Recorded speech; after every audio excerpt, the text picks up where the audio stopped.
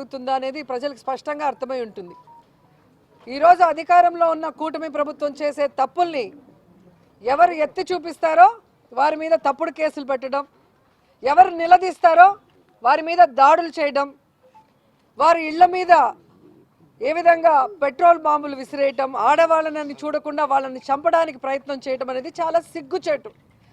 ఇలాంటివి చేసేవాళ్ళు చేతగాని దద్దమ్మలు, చేతగాని చవటలు చేసే పని. నిజంగా దమ్ము ధైర్యం ఉన్న వ్యక్తులైతే ఈరోజు మేము తప్పు చేస్తే ఎత్తి చూపించండి సాక్ష్యాధారాలతో. మొత్తం అఫీషియల్స్ మీ చేతిలో ఉన్నారు, రికార్డ్స్ మీ చేతిలో ఉన్నాయి. అవి చేయడానికి మీకు చేత కాదు, ఎందుకంటే మేము తప్పు చేయలేదు కాబట్టి మీకు సాక్ష్యాధారాలు దొరకలేదు. సో మీరు అధికారంలోకి వచ్చేదానికి ఏవైతే అబద్ధాలు చెప్పి ప్రజల్ని మోసం చేసి వచ్చారో, ప్రజలు ఈరోజు అవి ఎక్కడ చేయమంటారు, అవి చేయకపోతే ఎక్కడ నిలదీస్తారో అన్న భయంతో ఎప్పటికప్పుడు డైవర్షన్ పాలిటిక్స్ చేయటం అనేది మీకు అలవాటు అయిపోయింది. మీరు ఈవీఎంలతో గెలిచారు, ఈవీఎంలో ఉన్న వీవీప్యాట్లని లెక్క పెడితే మీ భాగవతం బయటపడుతుందన్న విషయం తెలుసుకొని మీరు ఈ లడ్డూ ఇష్యూని తీసుకురావడం జరిగింది. చంద్రబాబు నాయుడుకి వెంకటేశ్వర స్వామి కలలో వచ్చి చెప్పారా?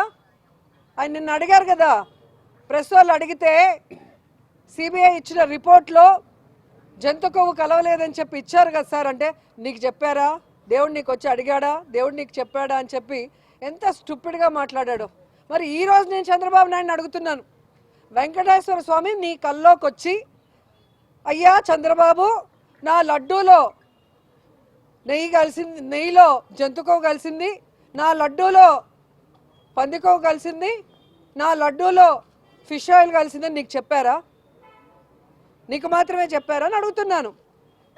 సిబిఐ యాక్చువల్గా చంద్రబాబు నాయుడు నుంచి ఇన్వెస్టిగేషన్ స్టార్ట్ చేసుంటే ఈ కథ మొత్తానికి ఆద్యుడు చంద్రబాబు నాయుడు కేవలం తన చేతగానితనాన్ని, తన తప్పుల్ని కప్పిపుచ్చుకోవడానికి ఈ డైవర్షన్ పాలిటిక్స్ కోసం భగవంతుడంటే కూడా భయం లేకుండా, భగవంతుడంటే కూడా గౌరవం లేకుండా అందరూ పవిత్రంగా భావించి ఆ లడ్డూ మీదే ఈ విధంగా ఇంత చండాలంగా మాట్లాడాడు అనేది అర్థమై ఉంటుంది. ఈ రోజుకి కూడా వాళ్ళు చేసింది తప్పు అని తెలుసుకొని, మేము అనుకున్నాం, మాకెవరో ఇన్ఫర్మేషన్ ఇచ్చారు కానీ లేదు అని ప్రూవ్ అయింది, చాలా సంతోషమని గౌరవంగా చెప్పుంటే రాష్ట్ర ప్రజలు కూడా సంతోషించుంటారు. కానీ ఈరోజు సిబిఐ క్లియర్ కట్గా రిపోర్ట్ ఇవ్వడం జరిగింది. లడ్డూలో జంతు కొవ్వు కలవలేదు, పంది కొవ్వు కలవలేదు, ఫిష్ ఆయిల్ కలవలేదు, ఏమి కలవలేదు అని స్పష్టంగా చెప్పింది. అలాగే ఏదైతే పవన్ కళ్యాణ్ గారు చెప్పారో అయోధ్యకు పంపించిన 1,00,000 లడ్డూల్లో కూడా ఏమీ కలవలేదు, స్వచ్ఛమైన నెయ్యితోనే చేశారని స్పెసిఫిక్గా కూడా ఇవ్వటం జరిగింది ఆ రిపోర్ట్లో. అయినా కూడా సిగ్గు లేకుండా మళ్ళీ నిన్న ప్రెస్ మీట్ పెట్టి ఏం మాట్లాడారో మీ అందరూ కూడా గమనించారు. నిజంగా పవన్ కళ్యాణ్ గజని అనుకుంటా. ఒకరోజేమో బీఫ్ తింటాడు, ఒకరోజేమో బాప్టిజం తీసుకున్నానంటాడు, ఒకరోజేమో సనాతని అంటాడు, తిరుపతికి వస్తాడు రెడ్ డ్రెస్ వేసుకొని ఊగిపోతాడు, తమిళనాడుకి పోతాడు గ్రీన్ డ్రెస్ వేసుకొని ఊగిపోతాడు. మొన్న వాళ్ళ పార్టీ మీటింగ్లో అన్నాడు, ఎవడైనా బుద్ధి జ్ఞానం ఉన్నవాడు సీఎం నెయ్యిలో ఇది కలిపాడు అంటారా? ఎక్కడైనా సీఎంలు కూర్చొని కలుపుతారా అని ఆయనే మాట్లాడాడు. అంటే బుద్ధి జ్ఞానం చంద్రబాబు నాయుడికి పవన్ కళ్యాణ్కి లేదని ఆయనే స్వయంగా చెప్పాడు, అవునా కదా? మరి అలాంటప్పుడు వాళ్ళు కదా జగనన్నకి క్షమాపణ చెప్పాలి. ఈ సిబిఐ రిపోర్ట్ వచ్చిన తర్వాత వెంకటేశ్వర స్వామికి, ఆయన భక్తులకి, ముఖ్యంగా హిందువులందరికీ కూడా చంద్రబాబు నాయుడు పవన్ కళ్యాణ్ క్షమాపణ అడగాలి. అది వదిలేసి మాకే మీరు క్షమాపణ అడగాలి అంటారు, మీరు మాకు చెప్పాలి అంటారు. ఎందుకు చెప్పాలి? ఈ రాష్ట్రాన్ని బస్టు పట్టించారు, లక్షలాది కోట్లు అప్పు చేసి ఈ రాష్ట్రంలో ఉన్న భూములన్నీ కూడా మీ బినామీలకు రూపాయలకి ఇచ్చేస్తారు, మెడికల్ కాలేజీలు అమ్మేస్తారు, ప్రజలకి ఏ వెల్ఫేర్ చేయరు. ఎవరైనా మాలాంటి వాళ్ళు గట్టిగా నిలదీస్తే మా మీద తప్పుడు కేసులు పెట్టాలి, మా ఇళ్ల మీద దాడి చేసి మా ఇంట్లో వాళ్ళని చంపేస్తాము, లేదా మా ఇంట్లో పిల్లలు ఉంటే వాళ్ళ ఫోటోల్ని మార్ఫింగ్ చేసి వాళ్ళని మానసికంగా హింసిస్తాం. ఇంతకన్నా మీకు ఏమైనా చేతన అవుతుందా? అందుకే మీరు చేతగాని దద్దమ్మలు, చౌటలు అనేది. ఈరోజు కొత్త నాటకం మొదలెట్టారు. నిన్న ప్రెస్ మీట్ చూస్తే ఈ సిట్ రిపోర్ట్ తర్వాత జంతు కొవ్వు కలవలేదన్నారు, కానీ దాంట్లో హార్పిక్ కలిసిందంట. దాంట్లో కెమికల్స్ కలిసాయి అంటారు. అసలు అన్నం తినేవాడు ఎవడైనా ఇలాంటి మాటలు మాట్లాడతారా భగవంతుడి ప్రసాదం గురించి? ఇలాంటి ఆలోచన ఎవరికైనా వస్తుందా? చంద్రబాబు నాయుడికి తప్ప ఇలా ప్రసాదంలో ఇవి కలపచ్చు అవి కలపచ్చు అనే ఐడియా నాకు తెలిసి ఎవరికి రాదు. అంత ఘోరంగా నిన్న మళ్ళీ మాట్లాడతాడు. అంటే మీరు తెలుసుకోవాల్సిన చంద్రబాబు నాయుడు గారు, ఏవైతే శాంపుల్స్ని తీసుకున్నారో అవి ఎవరి హయాంలో తీసుకున్నారు? మీరు 2024 జూన్ 12వ తేదీ మీ అధికారం వచ్చింది. శాంపుల్స్ 2024 జూలై 6, 12వ తేదీ తీసుకోవడం జరిగింది. సో ఏమి జరిగినా దాంట్లో మీ హయాంలో జరిగినట్టే. దాన్ని మీకు మీడియా ఎక్కువ ఉంది కదా అనేసి మానెత్తిన రుద్దాలని ప్రయత్నం చేస్తున్నారు. మీరు అదేదో బ్రహ్మాస్త్రం అనుకుంటున్నారు, అది భస్మాస్త్రాస్త్రంలాగా మీ నెత్తిరే కూర్చుంటుందన్న విషయం ఇప్పటికే మీకు అర్థమై ఉంటుంది. ఇకనైనా వాళ్ళు దగ్గర పట్టుకోమని కూడా ఈ సందర్భంగా తెలియజేసుకుంటున్నా. ఈరోజు మీరు చేసే తప్పులు, మీరు చేసిన తప్పుడు వ్యాఖ్యలు సరికాదు అని చెప్పి సుప్రీంకోర్టు ద్వారా తెలుసుకున్నాక ఇప్పటికైనా మారకుండా ఫ్లెక్సీలు పెడతారు. ఇంకా నెయ్యిలో ఏదో జరిగిందని. కంటెంప్ట్ ఆఫ్ కోర్ట్ కదా. అసలు ఇలాంటి వాళ్ళ మీద కంటెంప్ట్ వేసి లోపల వేయాలి వీళ్ళందరినీ. ఎవరెవరు ఫ్లెక్సీలు పెట్టారు దాంట్లో జగన్మోహన్ రెడ్డి గారి ఫోటో, కరుణాకర్ రెడ్డి గారి ఫోటో, అలాగే సుబ్బారెడ్డి గారి ఫోటో పెట్టడం జరిగింది. వాళ్ళే క్లియర్గా చెప్తున్నారు కదా, వెంకటేశ్వర స్వామి దగ్గర ప్రమాణం చేయడానికి మేము రెడీ, మా హయాంలో నెయ్యిలో ఎలాంటి కల్తీ జరగలేదు, మేము చేయలేదని. మీకు దమ్ముంటే రండి, అదే వెంకటేశ్వర స్వామి దగ్గర ప్రమాణం చేద్దాం. అది వదిలేసి పచ్చ ఛానళ్ళ ముందు కూర్చొని ప్రవచనాలు చెప్తూ మీరేదో పెద్ద హైందవుల్లాగా.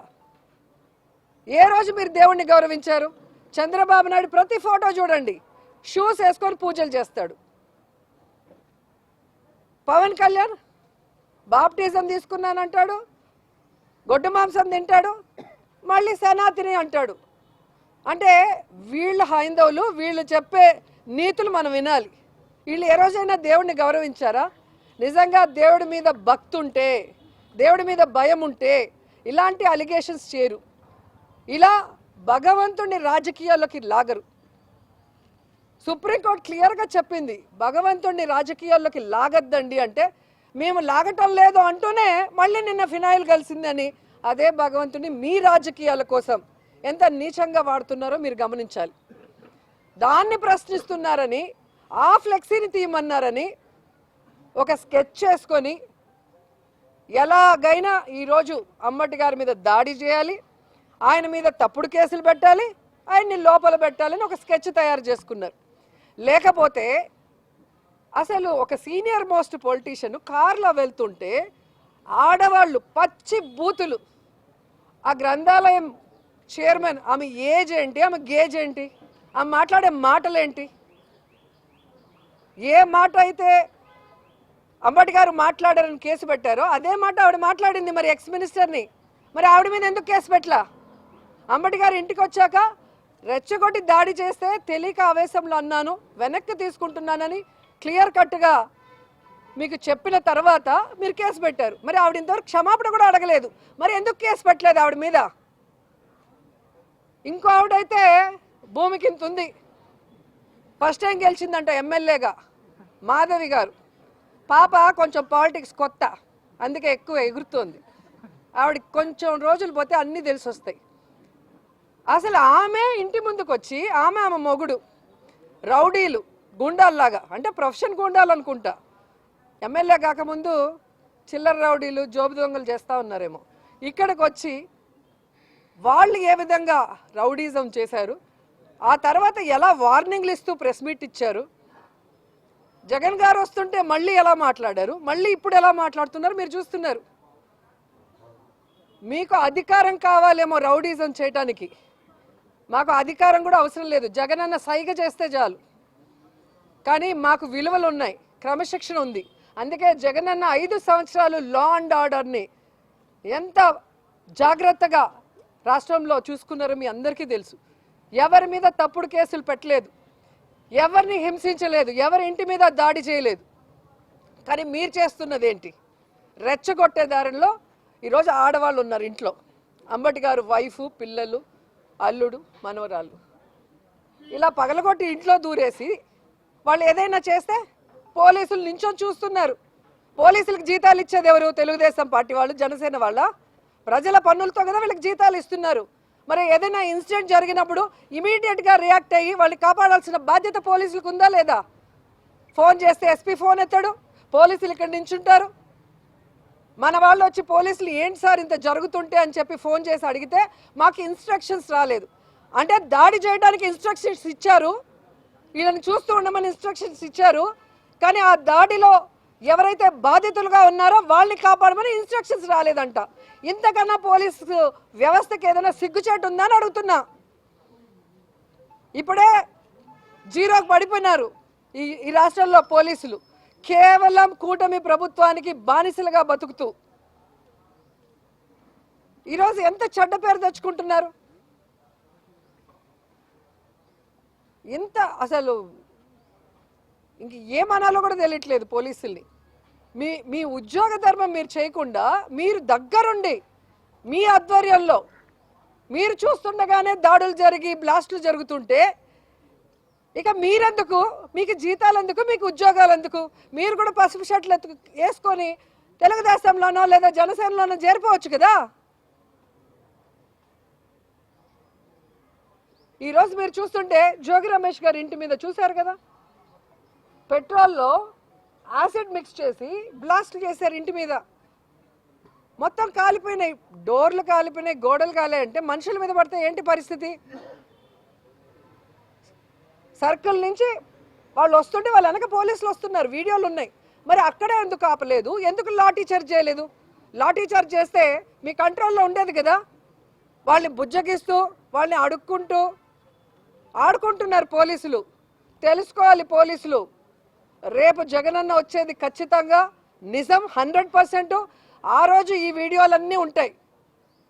మీరు ఎవరి కోసమైతే పని చేస్తున్నారో వాళ్ళు ఎవరు ఆ రోజు మీకు రక్షణగా ఉండరు. న్యాయస్థానం ముందు మీరు దోషులుగా నిలబడి మీ జీవితాలు నాశనం అయిపోతాయన్న విషయం మీరు తెలుసుకోవాలి. ప్రతిదీ వీడియో ఉంది, ప్రతిదీ వీడియో ఉంది. ప్రతి పోలీసు, ప్రతి తెలుగుదేశం వాడు, ప్రతి జనసేన వాడు ఏం చేశాడో అన్ని వీడియోలో రికార్డ్ అయి ఉండే. కాబట్టి అది తెలుసుకొని మీరు ముందుకు వెళ్తే మంచిది. యాక్చువల్గా 307 పెట్టాలి సార్ ఐపీసీ. మీరు ఏం కేసులు పెట్టారండి? ఇన్సిడెంట్ జరిగింది, 7 గంటలు కంటిన్యూస్గా బ్యాచ్లుగా వచ్చి దాడి చేసి వాళ్ళని చంపడానికి ప్రయత్నిస్తే ఐపీసీ 307 పెట్టాల్సింది పోయి ఇంతవరకు ఆ ఎమ్మెల్యే మొగుడు, ఆ గంధా చైర్మన్ మీద ఏ కేసు మీరు పెట్టలా. వాళ్ళు దగ్గరుండి కదా మొత్తం అందరిని పిలుచుకొచ్చి చేయించింది, మరి ఎందుకు పెట్టలేదని అడుగుతున్నా. అక్కడేమో కేసు నేను చిన్న ఆయన మనుషులు, ఆ ఫోటోలు వీడియోలు చూస్తే మీకే అర్థమవుతుంది. ఆయనతో ఉన్న వాళ్ళు చిల్లర కేసులు పెట్టడం, స్టేషన్ బెయిల్ ఇచ్చి పంపించేయటం.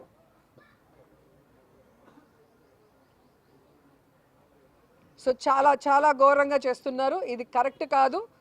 మీరు రాజ్యాంగాన్ని మిస్యూజ్ చేస్తూ రెడ్ బుక్ రాజ్యాంగాన్ని తీసుకొస్తున్నారు. ఖచ్చితంగా ఈ రాష్ట్రంలో ప్రజాస్వామ్యం కూని అవుతుంది. కాబట్టి ఈ ప్రభుత్వ పరిపాలనలో సామాన్యులకి, అపోజిషన్ వాళ్ళకి, ఎక్స్ మినిస్టర్లైనా సరే ఎవరికి కూడా రక్షణ లేకపోవడం చాలా బాధాకరం. సో ఇక్కడ రాష్ట్రపతి పరిపాలన పెట్టాలని ఖచ్చితంగా మేము అందరం కూడా ప్రజల తరఫున డిమాండ్ చేస్తున్నాం. ఎందుకంటే ప్రజాప్రతినిధులుగా ప్రజలకు అండగా నిలబడి ఈరోజు అంబటి గారైనా, నేనైనా, కరుణాకర్ రెడ్డి గారైనా, కళ్యాణి గారైనా ఎవరైనా మేము మాట్లాడేది ప్రజల పక్షాన నిలబడి ప్రజలకు చేయాల్సిన మంచి గురించి. మీరేదైతే చెప్పి చేయలేదో దాని గురించి మాట్లాడుతున్నాం. అలాగే మీరేదైతే తప్పుడు ప్రచారం చేశారో లడ్డూ మీద, దాని గురించి మాట్లాడుతున్నాం. మేము మాట్లాడింది ఎక్కడైనా తప్పు ఉంటే చెప్పండి. మీరు తప్పుడు మాటలు మాట్లాడుతూ, తప్పుడు కేసులు పెడుతూ, మీరు రెచ్చగొడుతూ, మీరు దాడులు చేస్తూ మా మీద కేసులు పెట్టడం ఎంతవరకు సమంజసమో తెలుసుకోండి. అండ్ కొత్తగా మొన్న అరవ శ్రీధర్ విషయం కూడా మీరు చూశారు. అసలు జనసేనలో చిల్లర దొంగలు, యదవలు, పనికి మాలినోళ్ళు, హంతకులే ఉన్నారు. ప్రతి కేసులో మీరు చూస్తున్నారు ఏ విధంగా ఆడవాళ్ళని వేధించారు, ఆడవాళ్ళని లొంగ తీసుకున్నారు. మరి సాక్ష్యాధారాలతో ఉంటే వాడి మీద కేసు లేదు, ఇంతవరకు అరెస్ట్ లేదు. మళ్ళీ ఒక కమిటీ వేశారంట. ప్రూఫ్లతో బయటకు వస్తుంటే ఒక అసెంబ్లీకి ఎమ్మెల్యేని పంపించేది ప్రజా సమస్యల గురించి మాట్లాడటానికి, చట్టాలు చేయడానికి. అక్కడి నుంచి వీడియోలు చేసి సరసాలు చేసిన వ్యక్తిని పార్టీ నుంచి సస్పెండ్ చేసి కేసు పెట్టి లోపలేయకుండా కమిటీ వేసి వాడిని కాపాడతాడు పవన్ కళ్యాణ్. చంద్రబాబు నాయుడు ఏమో క్లియర్ కట్గా సిబిఐ రిపోర్ట్ ఇస్తే ఈయన ఒక కమిటీ వేస్తాడు. అంటే ఈయనకు నచ్చిన వాళ్ళ పేర్లు ఇంక్లూడ్ చేసి కేసులు పెట్టడానికి. సో దీనికి 10 మీరు రిసీవ్ చేసుకోవడానికి రెడీగా ఉంటే ఇలాంటి పిచ్చి పనులు చేయండి. లేకపోతే బాధ్యత కలిగిన పొలిటీషియన్స్గా పని చేయడం నేర్చుకోండి. మీరు ఇచ్చిన వాగ్దానాలు నెరవేర్చుకోవడం చూడండి. మీరు ఇచ్చిన సూపర్ 6 సక్సెస్ చేసుకోవడంలో చూడండి. అంతేగాని నాయకుల్ని భయపెట్టాలి అంటే భయపడే వాళ్ళు వైఎస్ఆర్సీపీలో ఎవ్వరూ లేరు. మా నాయకుడు, దమ్మున్న నాయకుడు జగన్మోహన్ రెడ్డి గారు. ఆయన ఉన్నంత వరకు ఆయన వెనక మేము ప్రాణాలు ఇవ్వటానికైనా సిద్ధం. ప్రజలకు ఒక కష్టం అంటే జగనన్న ఎప్పుడు ముందుంటాడు. జగనన్న బయటకు వస్తే ఎలా ఉంటుందో సినిమా చూశారు కదా. అంబటి గారికి సినిమా చూపిస్తానని చెప్పాడు మీ ఎంపీ కేంద్ర మంత్రి. మొన్న జగన్ వచ్చినప్పుడు ఆ సినిమా ఎలా ఉందో ఇప్పటికే ఆయనకు అర్థమై ఉంటుంది. కాబట్టి జగన్ గారి సైనికులం మేము. మా మీద చేయి పెడితే జగన్ ఊరుకోడన్న విషయం తెలుసుకోండి.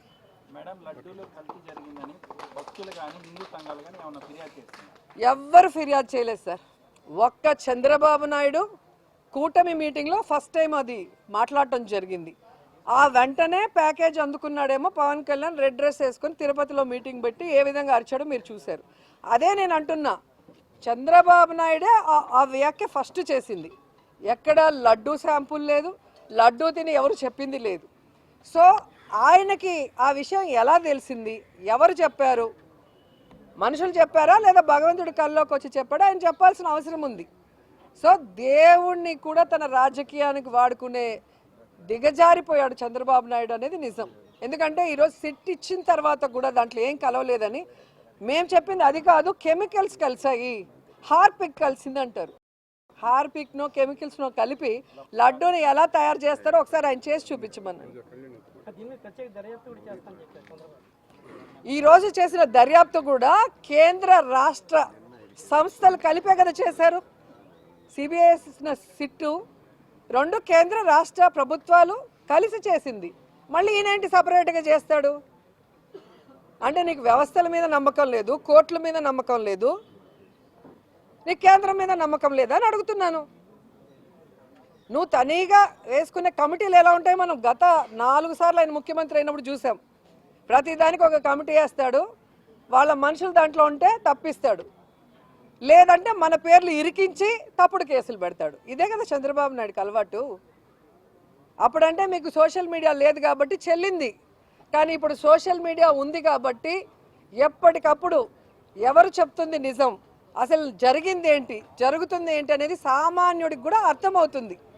అందుకే కదా ఈరోజు ప్రభుత్వం మీద అంత వ్యతిరేకత వచ్చింది. 18 నెలల్లోనే ఈ ప్రభుత్వం మీద ఇంత వ్యతిరేకతతో ప్రజలు రోడ్డు మీదకి వస్తున్నది మనం కళ్ళారా చూస్తున్నాం కదా.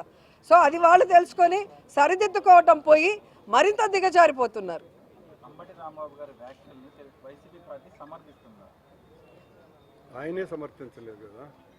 పిల్లిని రూమ్లో వేసి కొడితే అది కూడా పులి అవుతుందా కాదా? సో ఆయన బండి మీదకి ఆడవాళ్ళు వచ్చి బూతులు మాట్లాడి దాడి చేసినప్పుడు ఆయన ఆవేశంతో మాట్లాడారు. తర్వాత ఇంటికి వచ్చినాక గౌరవంగా నేను అలా మాట్లాడి ఉండకుంటే బాగుండు అని ఆయన చెప్పాడు. అంటే మీరే అర్థం చేసుకోవాలి ఎంత పెద్దరికంగా ఆయన ఆలోచించారని. ఆ టైంలో ఎవరికైనా మన మీద ఎవరైనా కొట్టడానికి వస్తే మనం పలారుని ఇస్తాం కదా, అది మనకు తెలియకుండా వచ్చే రియాక్షన్, అది ప్లాన్ చేసింది కాదు. సో మనము సీనియర్ కాబట్టి అది కూడా చేయకుండా బాగుండు అని ఆయన ఫీల్ అయ్యి మళ్ళీ చెప్పాడు. కానీ ఈరోజు సారీ కూడా చెప్పని ఎమ్మెల్యే మాధవిని, గ్రంథాలయ చైర్మన్ని ఎందుకు మీరు వదిలిపెట్టారు అని అడుగుతున్నా. తమిళనాడు ఎన్నికల వేడి మొదలైంది. మీరు సెల్వమణి గారు అక్కడ పలానా పక్షాల క్రియాశీల పాత్ర పోషించబోతున్నారని వాస్తవమా? నా మీద వార్తలు రాయటానికి టీఆర్పీ కోసం ఏదేదో చేస్తారు. నేను ఇంతవరకు ఎప్పుడైనా తమిళనాడు రాజకీయాల్లో ప్రచారం చేశానా? చేయలేదు. మరి ఎందుకు ప్రతిసారి కొత్త కొత్త రాజకీయాన్ని తెర మీదకి తీసుకొస్తారో నాకు అర్థం కాలేదు. మాట్లాడకపోతే భయపడిపోయింది, సైలెంట్ అయిపోయింది అంటారు. మాట్లాడితే ఇవిడికి నోరు ఎక్కువ, ప్రతిదానికి ముందు వస్తుంది అంటారు. చెన్నైకి వెళ్తే ఆంధ్రాలో పాలిటిక్స్ వదిలేసింది, విజయ్ పార్టీలో చేరింది, డిఎంకే పార్టీలో చేరింది, ఏడీఎంకే. వాళ్ళంతా ఖాళీగా ఉన్నారా లేదా ఆడ ఎమ్మెల్యే క్యాండిడేట్లు లేరా? మీ ఇష్టానికి రాసుకుంటుంటే ఎలా అవుతుంది చెప్పండి. నేను ఎప్పుడు ప్రచారానికి ఇంతవరకు వెళ్ళింది లేదు. నాకు ఇన్స్పిరేషన్ జయలలిత ఉన్నారు, ఆవిడ ఉన్నంత వరకు ఆవిడ గురించి ఇంటర్వ్యూలో చెప్పాను తప్ప నాకు ఆమె ఇన్స్పిరేషన్ అని హీరోయిన్గా ఉండి పాలిటిక్స్లో రావటం. కానీ ఎప్పుడు నేను ఆవిడకి కూడా వెళ్ళి ప్రచారం చేసింది లేదు. సో నేను ఎక్కడ పుట్టి పెరిగానో, నేను నా నేమ్ ఫేమ్